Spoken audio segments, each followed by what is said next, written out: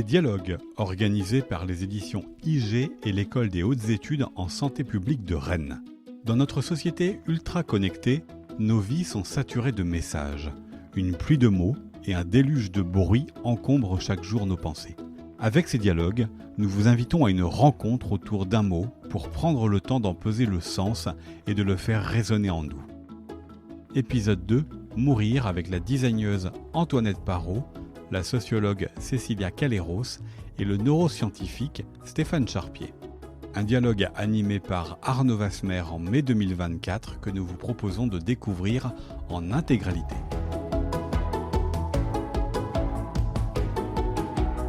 Un nouveau verbe que l'on vous propose, celui de mourir. On parlait de futur tout à l'heure, donc peut-être que c'est lié aussi avec trois invités donc pour tenter de saisir ce verbe. Au milieu, Cécilia Calleros, vous êtes sociologue, vous êtes doctorante à l'école des hautes études. Docteur, pardon, à l'école, oui, j'ai raté une étape. Docteur à l'école des hautes études en sciences sociales, ingénieur de recherche à l'université de Rouen, et vous travaillez notamment sur le transhumanisme, ce mouvement de pensée qui prône l'usage de la science afin d'améliorer les capacités humaines, de supprimer le vieillissement et la mort, considérée peut-être comme une maladie qui pourrait se soigner. À vos côtés, Antoinette Parot, vous êtes designer diplômée de l'ESSAB, l'École européenne supérieure d'art de Bretagne. Il fallait avec moi une autre bretonne sur scène, donc vous voici, bienvenue. Ah, t'es breton. Moi je suis breton, voilà.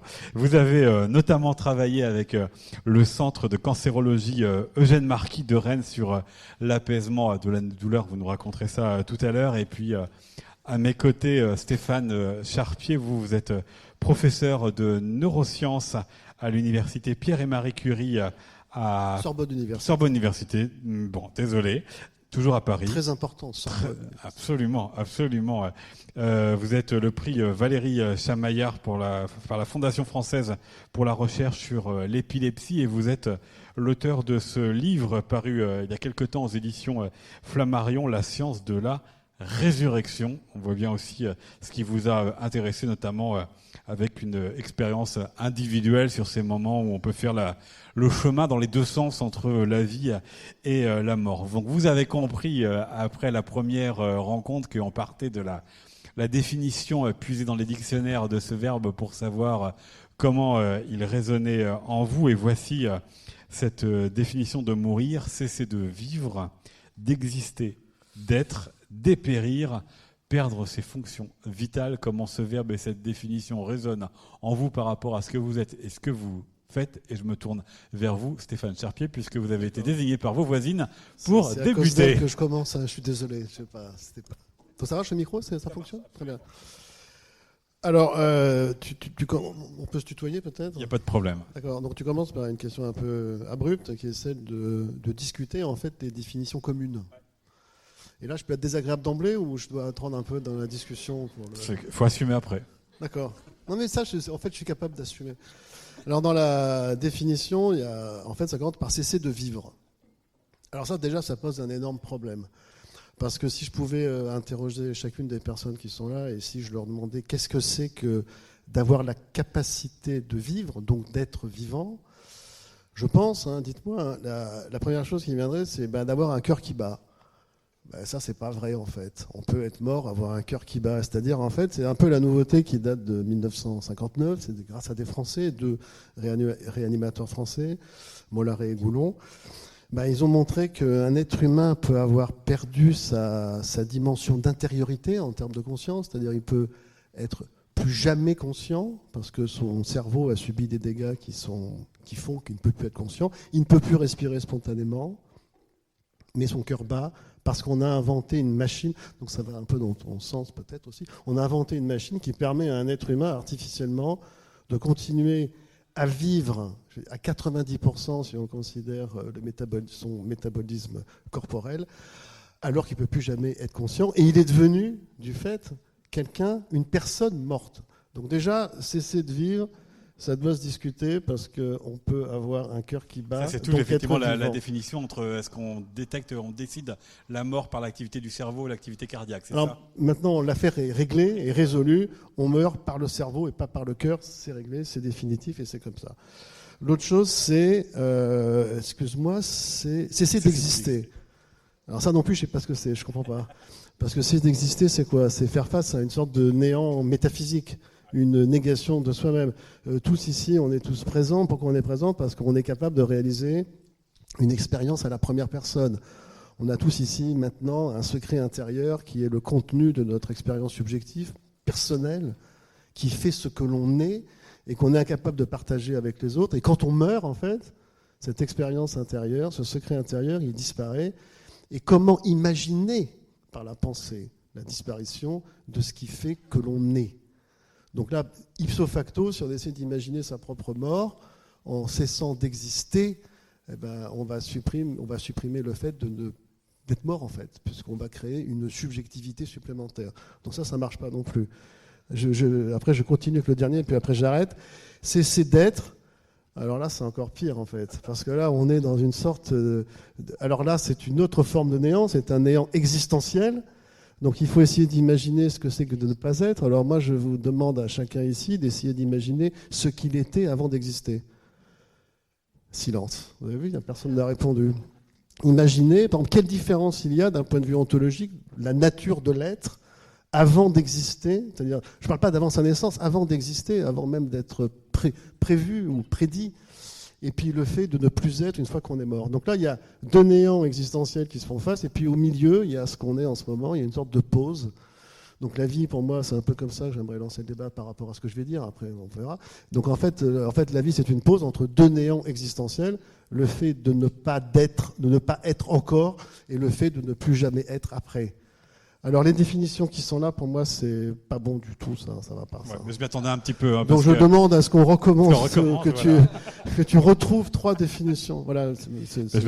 Juste par rapport à ce que je fais, juste pour dire très brièvement, tu as parlé d'épilepsie tout à l'heure. L'épilepsie a été très longtemps ma vie de chercheur, elle l'est encore, mais la mort est devenue mon métier.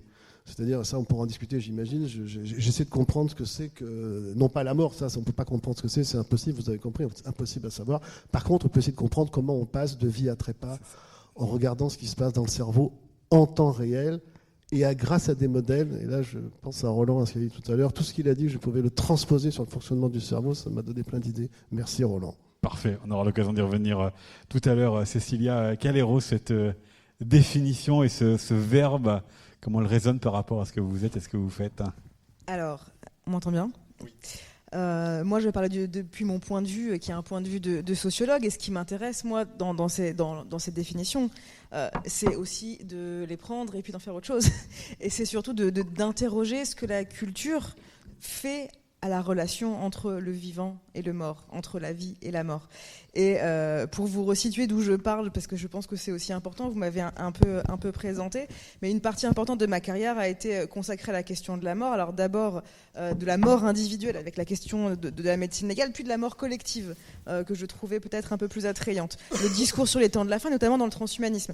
Et moi, ce qui m'intéressait là-dedans, c'était comment, et vous l'avez dit, comment ces militants transhumanistes vont faire de la mort un problème social et non pas seulement un problème biologique. C'est-à-dire qu'ils considèrent que la mort est une maladie, donc un processus pouvant être contrôlé. Et ce processus, il a lui-même été redéfini. C'est ça qui est intéressant, c'est ce que montre la sociologie, notamment la sociologie de la mort ou la sociologie de la santé, c'est que la définition même de la mort, et tu l'as abordé, va dépendre en fait du contexte alors socio-historique, mais aussi des outils, des innovations technologiques qu'on a à notre disposition pour déterminer ce qu'est la mort. Et donc finalement, la définition va changer. On est passé finalement de la mort comme l'absence de battements du cœur, ou en tout cas l'incapacité à percevoir des battements du cœur, ce qui n'est pas tout à fait la même chose, puisqu'on peut avoir, on a eu par le passé des gens qui ont été enterrés vivants finalement parce que les battements de cœur étaient imperceptibles. Et on est passé à une définition de la mort qui va comprendre finalement à la fois la dimension cardiaques, respiratoires, mais aussi les ondes cérébrales. Et donc dès lors qu'on a des ondes cérébrales, on a une forme de vie. Donc on a un glissement de la notion de mort qui s'est opéré notamment tout au long du XXe siècle, la seconde moitié du XXe siècle. Et moi, j'ai envie de, si on reprend cette définition, cesser de vivre, d'exister, d'être, dépérir, perdre ses fonctions vitales, on peut justement avoir des gens qui ont perdu certaines de leurs fonctions vitales, mais qui restent néanmoins vivants, ou en tout cas morts administrativement. Il y a tout ce mélange en fait de ces glissements, ces redéfinitions de frontières entre la vie et la mort. Et finalement, moi, ce qui m'intéresserait plus, mais je l'ai dit, j'ai prévenu, je détourne aussi les questions. Ce qui m'intéresse n'est pas tant la mort, qui du point de vue de la sociologie est un objet presque insaisissable, mais plutôt le mourir en tant que processus et qu'est-ce qu'on en fait du point de vue social. Mais je vais m'arrêter là.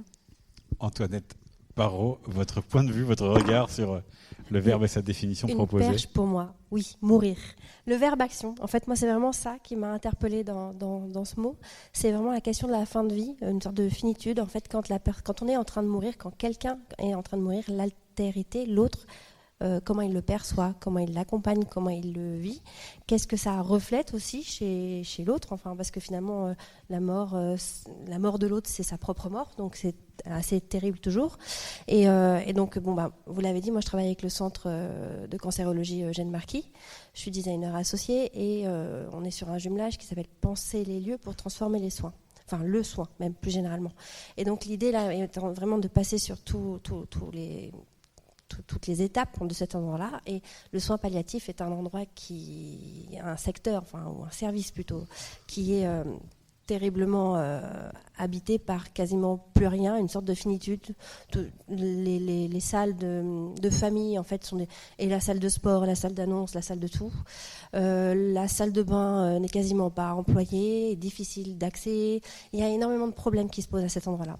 Et qui m'intéressent évidemment énormément. Je pense que si j'y suis, c'est aussi parce que j'ai eu beaucoup de moments d'interaction, de connaissance avec la fin de vie de mes proches, la fin de vie que j'ai cru la mienne et qui ne l'a pas été, et qui a provoqué du sursaut. Mais donc, je pense que mourir, en fait, ça m'intéresse énormément, surtout pour peut-être trouver des solutions d'accompagnement, trouver des façons de donner du pouvoir d'agir, donner le droit à la dignité, aider à ça en tout cas par des méthodes créatives, par de la lumière.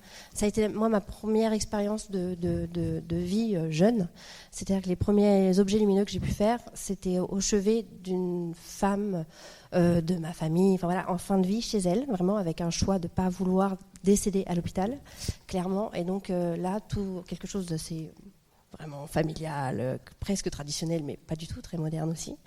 Et en fait, la lumière, la couleur lui restituait un teint et permettait des échanges de qualité, davantage de douceur, avec ces échanges avec ses proches.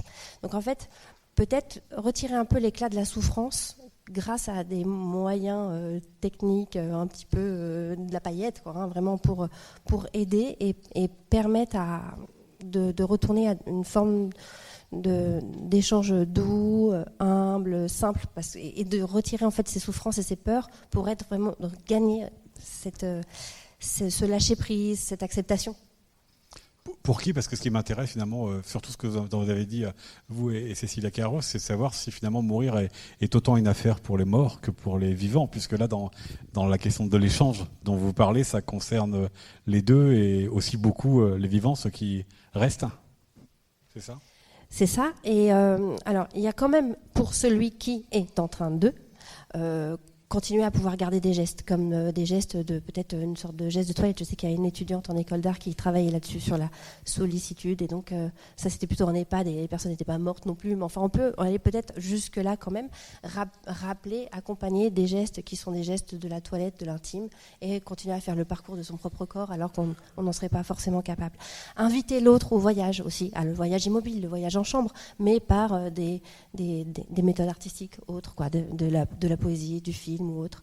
Enfin, il y a plein de façons, en fait, par la création, d'amener des outils autres que médicaux vers se rendre capacitaire, donner le pouvoir. Et évidemment, oui, c'est l'affaire des vivants parce que c'est ceux qui restent, c'est la mémoire. Et Partagez ça aussi à Cécilia Kairos, une affaire des vivants. Alors pour moi, évidemment, c'est éminemment une affaire de vivant, puisque par définition, même un mourant est encore vivant. Par contre, ce qui le distingue peut-être de ses autres congénères humains, c'est ce changement de statut entre celui qui serait bien portant à celui qui voit la ville quitter. Pour moi, on est plutôt dans cette transition. Et ce qui est intéressant, c'est que finalement, on le voit, les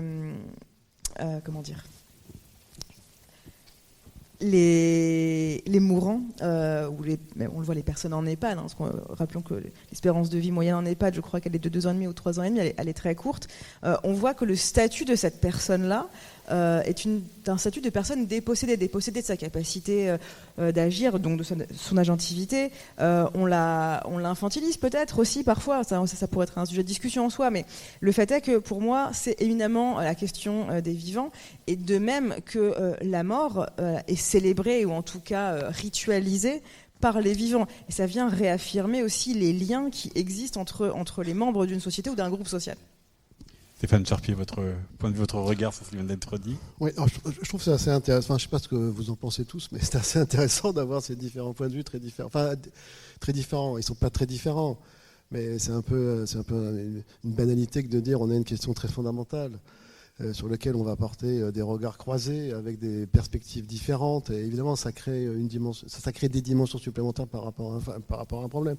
Donc tout le monde est tombé d'accord sur le fait que la mort, c'est le problème des vivants, c'est ça ? Non, c'est l'affaire des vivants. Donc c'est à la fois l'affaire des vivants, mais c'est le problème des morts. C'est-à-dire qu'en fait, un mort, c'est son problème dans le sens où, comme j'ai dit tout à l'heure, en fait, le fait de mourir est un événement extrêmement intime. Quand je meurs, je suis le seul à mourir vis-à-vis de moi-même. On est bien d'accord avec ça. Le problème, c'est que cette expérience à la première personne, elle se fait sans la personne concernée par sa propre mort. Et de ce point de vue-là, c'est une perspective un peu vertigineuse, c'est-à-dire que si on considère simplement cette manière de présenter la mort du point de vue de celui qui meurt, il ne sera jamais mort. Pourquoi ? Parce qu'il ne pourra jamais avoir l'expérience, non pas qui précède sa mort, ça tu en as bien parlé, vous en avez parlé, mais son expérience en tant que mort. Donc essayez d'imaginer ce que ça ferait s'il fallait que vous discutiez, que vous expliquiez ce que ça fait que d'avoir une expérience que vous n'avez jamais eue. Ça n'est pas possible. Et le problème supplémentaire pour les morts, c'est que non seulement il ne l'a jamais eu, mais il n'aura aucun moyen de transmettre cette information, sauf si on croit aux fantômes. Et je sais que beaucoup croient aux fantômes. Moi, j'y crois pas. J'y crois pas parce que j'ai jamais pu faire un électroencéphalogramme sur un fantôme. Mais s'il y a un fantôme dans la salle, je veux bien qu'il vienne nous voir au laboratoire. Alors, c'est l'affaire des vivants. Alors là, c'est bon, c'est ce que je disais, donc il y a les points de vue croisés. Moi, c'est un problème de physiologie, en fait. Alors moi, je reviens à des considérations extrêmement terre-à-terre, extrêmement... voilà. En fait, j'aime pas le mot pragmatique, mais enfin, c'est un peu ça quand même. C'est-à-dire, nous aussi, on modélise la mort. Alors, on ne va pas modéliser la mort sur des êtres humains, vous êtes d'accord ? On ne va pas utiliser des cobayes humains pour essayer de comprendre ce que c'est que la mort. Alors, on va modéliser avec des espèces d'animaux très proches de nous, des rongeurs en l'occurrence, et puis on va essayer de décrire ce qui se passe au moment de la mort. Bon, et là, on essaie de modéliser aussi, on essaie de décrire, et à partir des descriptions, donc à partir de l'expérience, on essaie déjà de formaliser les différents événements et les processus, mais il y a aussi des événements qui vont se mettre en place.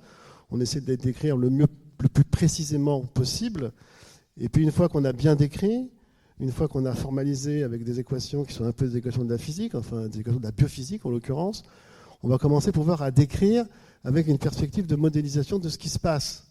Et là, on a un problème, et c'est peut-être pas le même problème qu'ont les physiciens. Enfin, ils ont un peu le même problème, mais je pense, mais le nôtre est peut-être encore plus compliqué, c'est que si nous, par exemple, j'écoutais Roland tout à l'heure, et si on veut faire le voyage vers la mort avec un modèle, d'accord ? Si on veut modéliser la mort, la perspective de la mort, on pourrait croire, comme tu l'as dit tout à l'heure, que si on sait exactement comment on est vivant tous à un instant T, si on connaît très précisément les mécanismes biologiques, physiologiques, cellulaires, subcellulaires, moléculaires de la vie, eh bien on va pouvoir prédire, alors je prends prédire et pas prévoir, on va pouvoir prédire qu'est-ce qui se passe au moment de la mort et identifier un événement, une singularité, pour reprendre le mot de la physique avec le début de l'univers, une singularité. Là, t'es mort.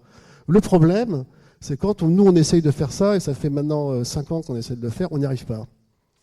C'est-à-dire que, pour l'instant, on a, comme tu l'as dit, la mort n'est pas un événement.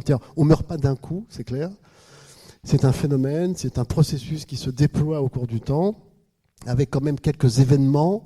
Il y a un événement qu'on appelle l'onde de la mort, qui marque le début d'une mort potentielle des neurones, sur lequel on a beaucoup travaillé dans le laboratoire. On a compris ce que c'était que cette onde de la mort. On peut en parler après si vous voulez, enfin, c'est comme vous voulez.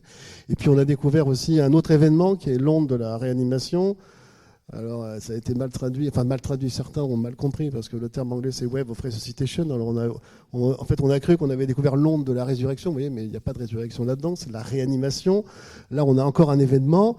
Mais par contre, et je finis là-dessus, si on veut trouver un événement, je parle d'un événement, qui va marquer là, on commence à être mort là. Un médecin légiste, c'est ce qu'il doit faire, c'est... Eh ben on l'a pas. Eh ben ce point-là, on l'a pas et on l'aura pas. On l'aura pas pour l'instant.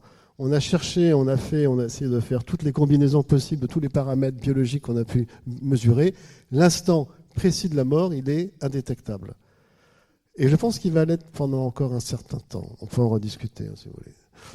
Donc c'est l'affaire effectivement des vivants. C'est un problème pour les morts d'être morts, bien entendu, mais c'est aussi un problème pour les vivants quand ils veulent comprendre le mécanisme dynamique qui fait passer de la vie à la mort. On va peut-être avoir l'occasion d'y revenir tout à l'heure, mais je reprends une expression que vous avez utilisée, Stéphane Charpier, et puis je vous la soumets à tous les trois. Vous avez dit voyage vers la mort. Alors ça m'intéresse parce que quand on a commencé à préparer il y a quelques jours, quelques semaines, cette rencontre, ça venait d'Antoinette qui a dit, au lieu de mourir, a dit partir, qui est un mot qu'on utilise assez souvent, parfois pour ne pas dire le mot mort, pour trouver une manière euphémique de dire la chose. Donc je vous pose la question frontalement à tous les trois, mourir, est-ce partir? Et puis évidemment, dans ma question, il y a une petite question, partir pour où, quoi? Antoinette. Alors, moi j'avais quand même lancé ce mot aussi en pensant réellement, mais enfin, j'avais vraiment l'image et l'expérience aussi de ces personnes qui préparent leurs valises au moment où elles sont prêtes. Réellement, ça se passe, certainement en EHPAD, mais aussi en soins palliatifs. Enfin voilà, quand c'est plié, les personnes veulent rentrer chez elles. Évidemment, elles en sont incapables. Et donc pour moi, c'était vraiment partir. Elles veulent partir, elles vont partir.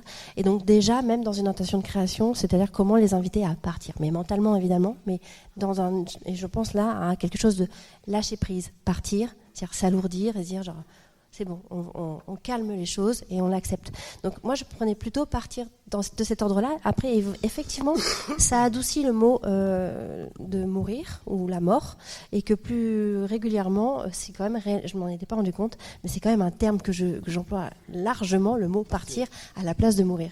Alors, je pense qu'effectivement, c'est plus doux, et peut-être ça laisse une sorte de porte ouverte ésotérique qui me déplaît pas, mais alors je n'ai aucune réponse à ça.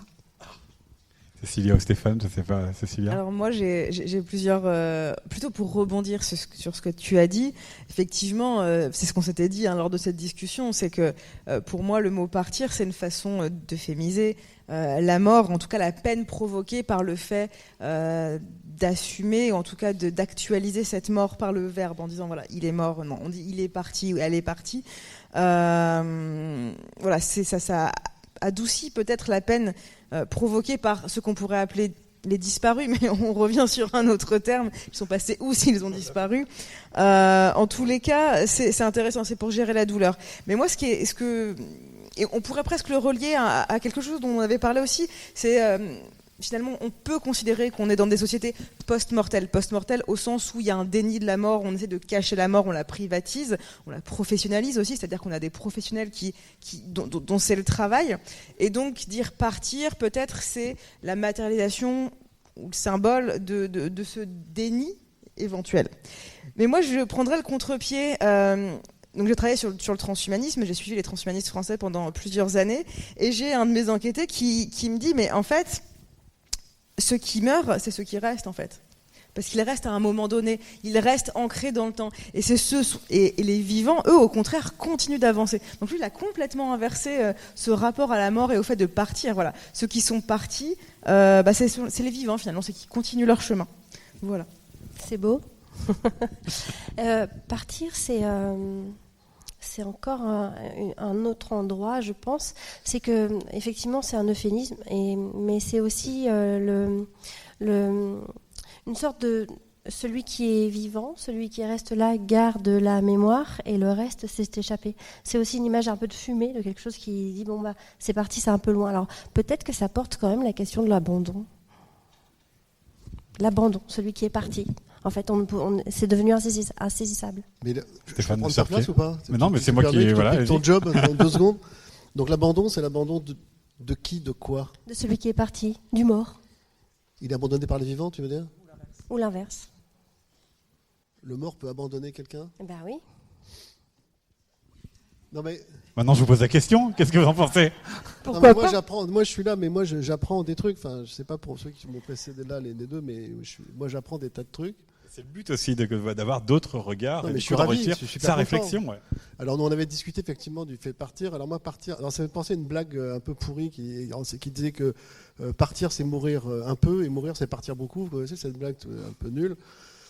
Mais bon, pour revenir à des choses un peu plus poétiques, peut-être. Moi, partir, ça fait penser à un tableau. Vous connaissez peut-être, c'est un tableau de Arnold Böcklin qui s'appelle L'île des morts. Je sais pas, vous connaissez ce tableau? Vous connaissez Vous ce le tableau? décriviez un petit peu. Pardon? Faut que vous le décriviez un petit peu. Non, parce que c'est un tableau absolument somptueux. Il a fait plusieurs versions. C'est un tableau qui date du 19e siècle. Alors, on voit justement quelqu'un qui tu vois ce tableau? Tu connais le tableau? Ah, il n'y avait pas moyen de projeter l'image de ce tableau. Non, ça va être compliqué malheureusement. Donc c'est un tableau absolument magnifique et vertigineux. On voit une barque qui est sur une mer très calme et on voit debout un spectre qui est couvert d'un voile blanc en fait et qui va accoster sur une île. Et l'île, c'est l'île des morts. Donc l'île, elle est très sombre. Alors on voit, c'est une île déserte a priori, ce qu'on voit. Et puis il y a une zone dans l'île qui est une construction. Hein. Mais c'est extrêmement sombre, on sent qu'on va pénétrer, quand la personne va descendre, elle va pénétrer dans un endroit extrêmement ténébreux et qui est extrêmement inquiétant, qui est le monde des morts probablement. Donc pour moi, le mort, c'est ça en fait. Je trouve que ce tableau-là, il est, même au-delà de l'aspect esthétique, de cette vision symbolique de quelque chose, tu sais, qui... Un départ, oui, mais un départ pour quelque chose qui est incommensurable. Hein, c'était un politicien français qui avait dit un truc intéressant, c'est extrêmement rare, il faut le noter quand même. Et surtout, c'était un moment où il allait, et là du coup c'est beaucoup moins drôle, au moment où il allait mourir, enfin un peu de temps avant, il a dit, mais mourir, j'essaie d'imaginer, il avait dit, pour moi mourir, c'est comme si je voyais la mer pour la première fois. D'accord ? Donc moi, c'est un peu, moi ça me renvoie là, tu vois, en fait, c'est en écoutant votre discussion que ça me vient à l'idée, c'est mourir. Le mot là, mourir dans cette perspective de partir, c'est prendre un bateau, un petit bateau, tu vois, aller sur la mer, mais tu sais pas où tu vas, et tu vas peut-être accoster sur l'île des morts. Mais cette notion de voyage pour le partir me fait penser, tu vois, ça fait des échos avec tout ça. Bon, je sais pas, c'est venu comme c'est venu là.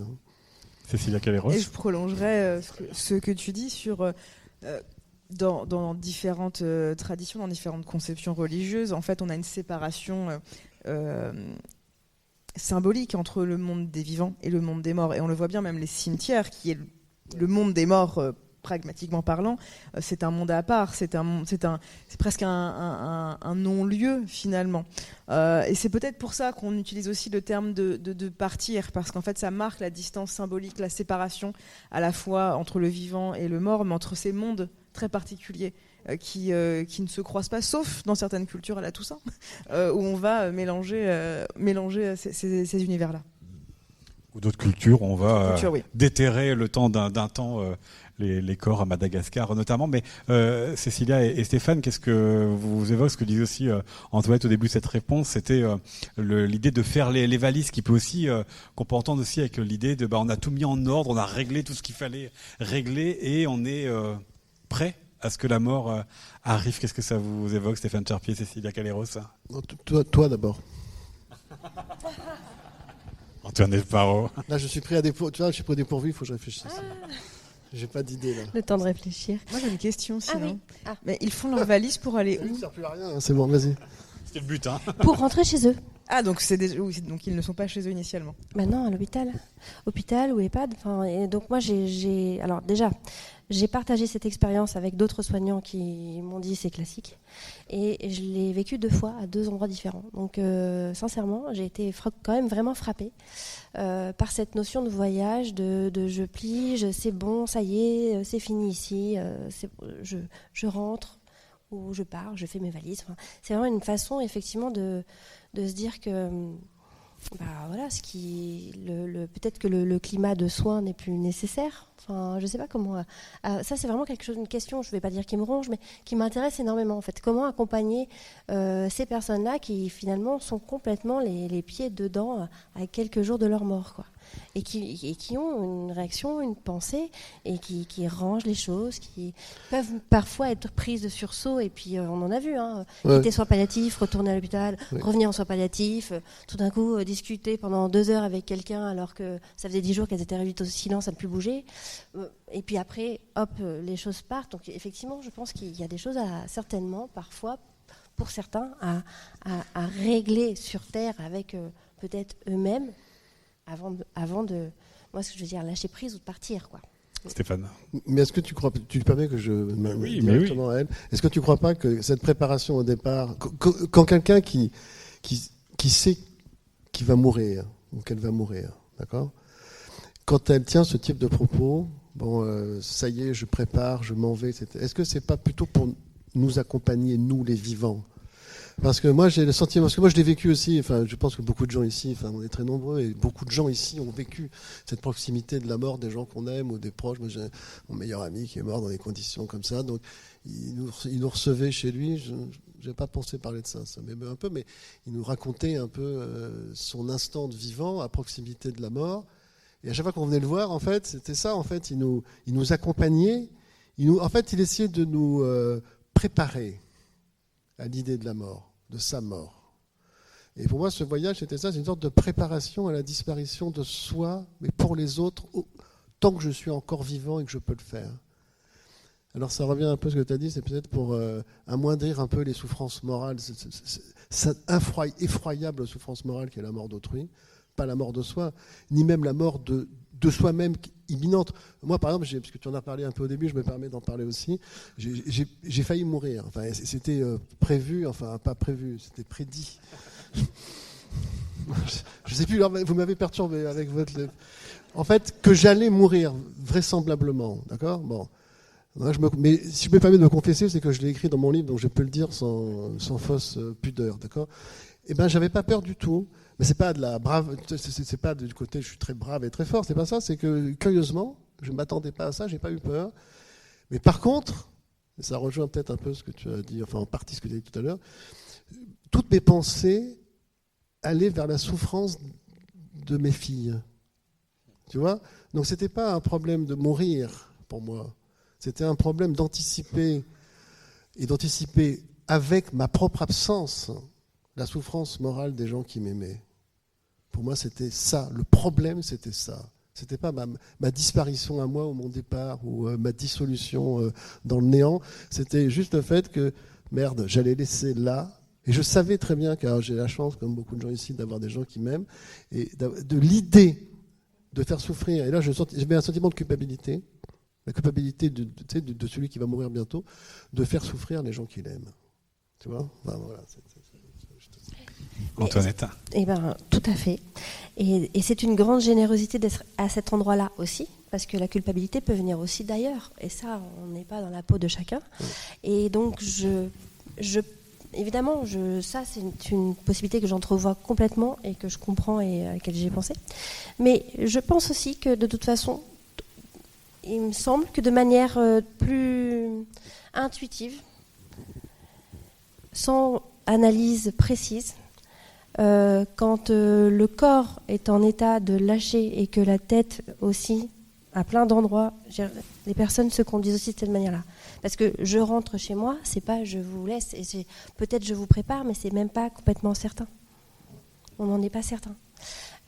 Donc moi, ce qui m'intéresse là-dedans, c'est d'adoucir tout ça et d'accompagner et d'être exactement dans le sens de celui que tu viens d'amener, c'est-à-dire cette question de l'altérité, faire en sorte à ce que le regard de celui qui des filles, des proches, de ceux qui accompagnent, des familles qui viennent, soit moins dur à vivre pour celui qui est en position malade ou fin de vie, parce que, évidemment, recevoir le regard de l'autre dans une peine effroyable, c'est extrêmement difficile, et ce n'est pas une façon, je dirais, je parle pas de la bonne mort, hein, mais c'est encore un autre truc. Mais pourquoi ne pas se rapprocher de quelque chose d'un climat plus doux, plus rassurant et davantage relationnel, c'est-à-dire accepter en donnant un pouvoir d'agir, quoi. Cécilia Calleros, sur ce qui vient d'être dit. Alors je serai très rapide puisque c'est très beau ce qui vient de se passer. Ce qui réaffirme encore une fois que la mort est une affaire de vivants. Et de ce que tu racontais, Stéphane, il y avait aussi peut-être dans ton action une volonté d'anticiper le désordre moral qu'apporte la mort. Et c'est bien pour ça qu'on a des rites. C'est pour rétablir finalement ce désordre momentané et remettre de l'ordre. C'est vraiment cette logique de remise en ordre, remettre à plat de ça. Ce qui me permet, du coup, je fais une transition peut-être malhabile, mais par rapport à ce que vous venez de dire sur la question de l'ordre, est-ce qu'il n'y a pas du désordre dans la mort par les questions de transhumanisme, les questions de vouloir vaincre la mort, de vouloir la cacher, ou peut-être, et là je vous demanderai de l'expliquer plus en détail, Stéphane Charpier, ce que veut dire ces expériences de mort imminente, ce que veut dire aussi ces moments où on ne sait pas trop finalement à quel moment on est vivant, à quel moment on est mort, que vous racontez, que vous cherchez dans votre laboratoire. Est-ce qu'il n'y a pas là un peu de désordre avec la mort ? Oui, il y a beaucoup de désordre, clairement, mais il y a déjà un désordre épistémologique à vouloir imaginer ce que c'est que de revenir du monde des morts. Et alors ça, peut-être qu'une bonne partie des personnes ne seront pas d'accord avec moi, mais il faut considérer quand même, et ça fait partie de la définition qui n'était pas incluse dans celle qu'on trouve. Et d'ailleurs, c'est marrant que ce ne soit pas inclus dans les définitions classiques de la définition de la mort, c'est son caractère par nature, par définition, irréversible. Alors moi, je veux bien si quelqu'un dit « je suis revenu du monde des morts », je dis « ok, tu as failli mourir ». C'est-à-dire, tu étais à proximité de l'état mort, mais tu n'es pas passé mort, puisque si tu étais mort, par définition, tu ne pourrais pas raconter l'expérience de ta propre mort. Il n'y a que pour les chrétiens croyants où il y a Jésus qui aurait fait l'aller-retour. Mais ça, c'est une... Mais tu vois, je ne rentre pas dans ce type de considération qui n'appartient ni à la science, ni à ma propre culture, mais peu importe.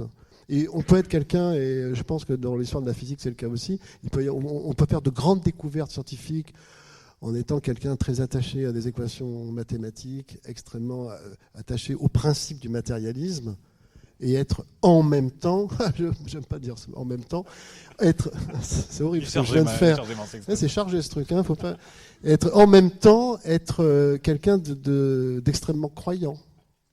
Tu vois, on peut faire ça. Il y a dans l'histoire de la physiologie, peut-être le plus grand neurobiologiste était quelqu'un d'extrêmement pieux, par exemple. Tu vois. Donc en fait, tout ça n'est pas... Pour en revenir aux expériences de mort imminente, la confusion, si j'ai insisté là-dessus, c'est qu'elle est là. On croit, et même certains expérienceurs le disent, mais ça, moi je ne vais pas remettre encore leurs paroles, on ne peut pas faire ça, ce sont des gens qui sont sincères, bien évidemment, mais ils vont raconter qu'ils sont morts, et puis qu'après ils ont raconté ce qui s'est passé quand ils étaient morts. Non, c'est pas ça. En fait, quand on meurt, et quelles que soient les causes de la mort, les causes premières de la mort, notre cerveau va souffrir. Il va souffrir biologiquement, physiologiquement, c'est-à-dire quelle que soit la cause, on va tous mourir d'une privation d'oxygène dans notre cerveau. On ne meurt que de ça.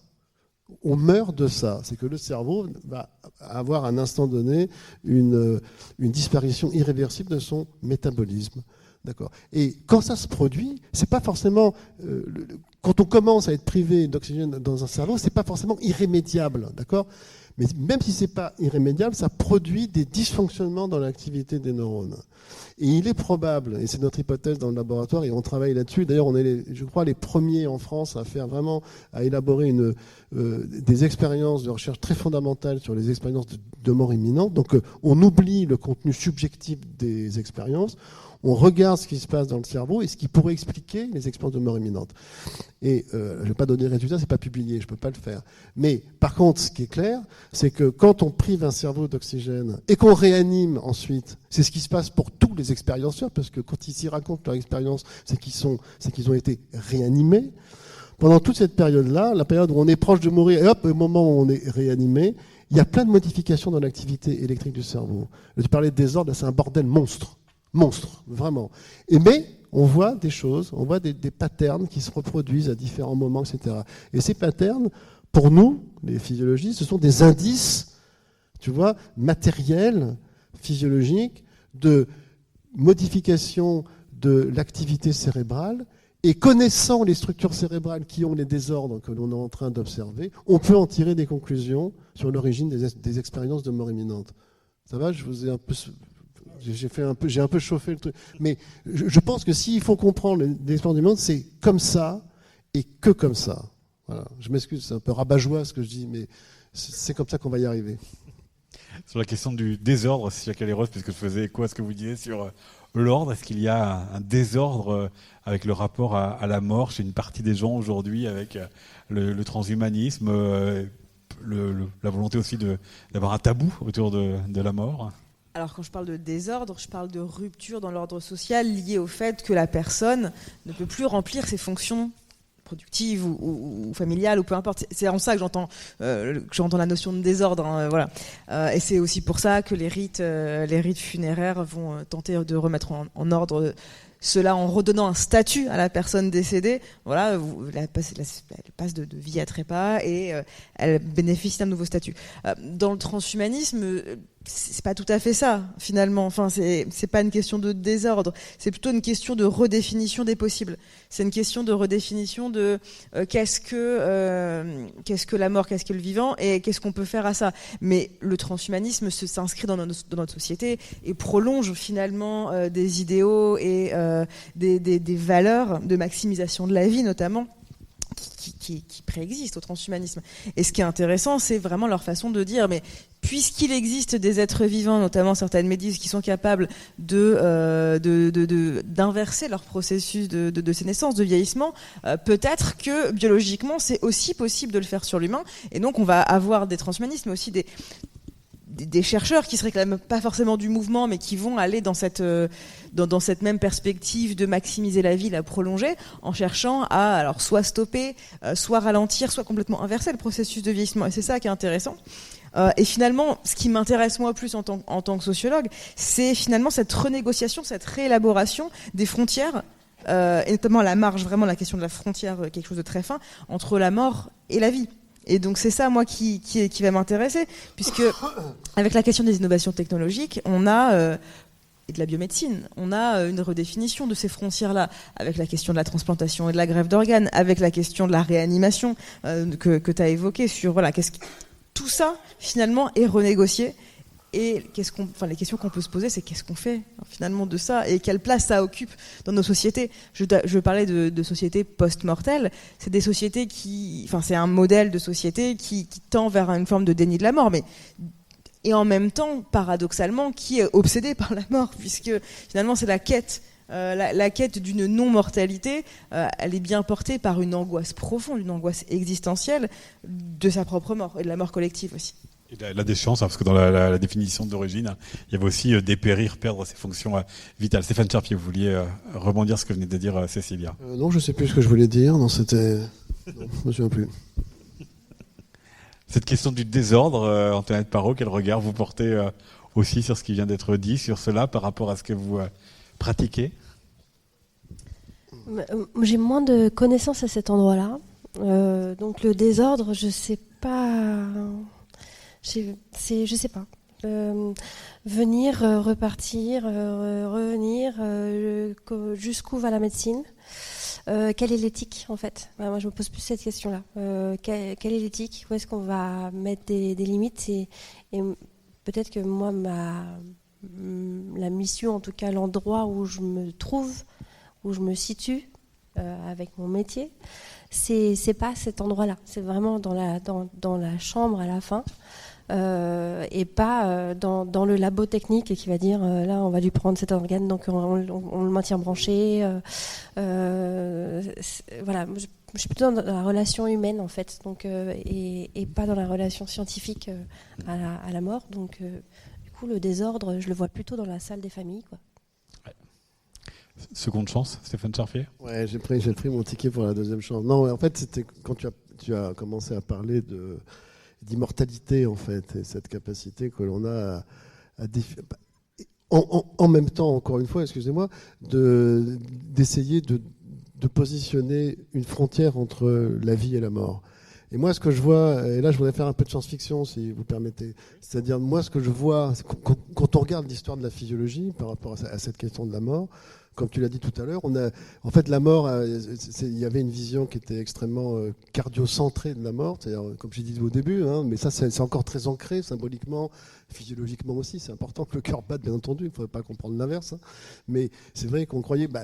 on est vivant tant que le cœur bat, et puis quand le cœur ne bat plus, on est mort. Aujourd'hui, on sait, c'est pas qu'on sait, c'est que c'est un choix. Hein, c'est un choix médical, c'est un choix sociétal, c'est un choix physiologique, presque métaphysique aussi. On s'est dit, non, on peut avoir un cœur qui bat et être mort à condition que le cerveau ne fonctionne plus et qu'on puisse plus respirer spontanément. Et puis, il se passe quelque chose de nouveau dans notre société sur lequel on ne discute pas assez, c'est que finalement, et l'affaire Vincent Lambert, pour moi, est un indice extrêmement, j'allais dire inquiétant, mais je ne voudrais pas, en tous les cas, c'est quelque chose qui s'est passé qui doit nous pousser à réfléchir, c'est que, en fait, on est passé d'une vision cardiocentrée de la mort à une vision cérébrocentrée, et on est en train de se diriger, il faut qu'on réfléchisse tous à ça, à une version cogito-centrée de l'existence humaine. C'est-à-dire que bientôt, il suffira plus simplement que de ne plus pouvoir respirer spontanément pour être décidé mort, mais d'être plus capable d'être conscient. Parce que Vincent Lambert, vous le savez, on rappelle qu'il était resté très très longtemps dans un état végétatif parce qu'il y avait végétatif des disputes au sein de la famille. Et quand on est dans un état végétatif permanent, on n'est pas dans le coma. Il faut bien comprendre ça. Ça n'est pas le coma. Un état végétatif, on peut alterner des cycles de veille-sommeil, d'accord ? Mais le problème, et c'est ce que j'avais dit au début un peu quand je parlais du secret intérieur, Vincent Lambert n'avait manifestement pas de vie intérieure. Il n'était pas conscient au sens où on l'entend. Donc il ne pouvait pas interagir avec le monde extérieur. Donc finalement, on est en train de réduire, d'avoir une vision de plus en plus réduite à la fois de la mort et de la vie. Et on va considérer que finalement, la seule chose qui compte pour un être humain, c'est d'être conscient. Donc, si j'en reviens à la science-fiction maintenant, en supposant, un peu dans ta perspective, en supposant que l'on soit capable, ce qu'on n'est pas capable de faire pour l'instant, même si certains prétendent y arriver, mais ils ont tort, de pouvoir représenter la conscience humaine par des équations mathématiques en se basant sur certaines théories de l'information. D'accord ? D'où réduire la conscience, tout ce qu'on est en train de vivre en ce moment, à cet instant, tous ensemble, pour être réduit à des équations. D'accord, qui contiennent une certaine quantité, une certaine qualité d'information. Supposons qu'on puisse faire ça, il suffirait, donc ça va dans ce que tu disais, il suffirait d'être capable de reproduire intégralement, par exemple, toutes les informations. Je parle d'informations, là, ton cerveau en tant que tel n'a plus d'intérêt. Mais toutes les informations qui sont générées par la capacité de tes neurones à en produire, en fait, certaines informations, pour pouvoir reproduire à l'identique l'être pensant que tu es. Et là, on aurait sauvé, du coup, l'individu en tant que personne, pas biologiquement, mais en tant que personne consciente. Et là, on pourrait accéder peut-être à une forme d'immortalité. Pour terminer, on peut faire un petit roman de science-fiction avec ça. Non, qu'est-ce que t'en penses ? Vous en pensez ? C'est ce que j'allais dire. Enfin, j'étais un petit clin d'œil pour lancer un truc. Mais ça, je vais prolonger ça sur un des idéaux, alors pas partagé par tous les transhumanistes, mais en tout cas qui est extrêmement fort dans l'imaginaire transhumaniste, c'est justement de réduire l'humain à ses fonctions cognitives, notamment sa mémoire et ses connaissances, pour ensuite rejoindre... alors, il y a le mind uploading, c'est l'immortalité en se débarrassant du corps pour ne devenir que pur esprit, mais il y a encore une étape après, et qui date d'avant le transhumanisme en réalité, qui vient de la cyberculture des années 70, c'est la réunification des consciences en un même tout, justement. On n'a plus de corporéité, on ne serait qu'une sorte de tout indissociable où l'individualité ne serait plus. Et là, ça, c'est un des rêves du transhumanisme. Mais on peut aussi prendre cet imaginaire-là, l'analyser sous un autre prisme. C'est la fin de l'individualité, c'est aussi la fin du temps. Finalement, on sera une sorte de présent continu. Et donc, quelque part, peut-être que c'est une forme de mort. On reste sur cette question ouverte pour terminer. Et alors, donc, Vous l'avez compris aussi après le premier dialogue. La dernière question qui va être rituelle, c'est de savoir, voilà, sur une prochaine édition de dialogue, quel mot vous aimeriez entendre en tant qu'intervenant ou en tant que spectateur. On fait le tour, voilà, par Antoinette Parot pour commencer. Ok, donc moi je dirais faire avec. Pour la question de faire, mais la sollicitude, faire avec, donner du pouvoir d'agir, c'est à cet endroit-là évidemment que ça m'intéresse tout particulièrement.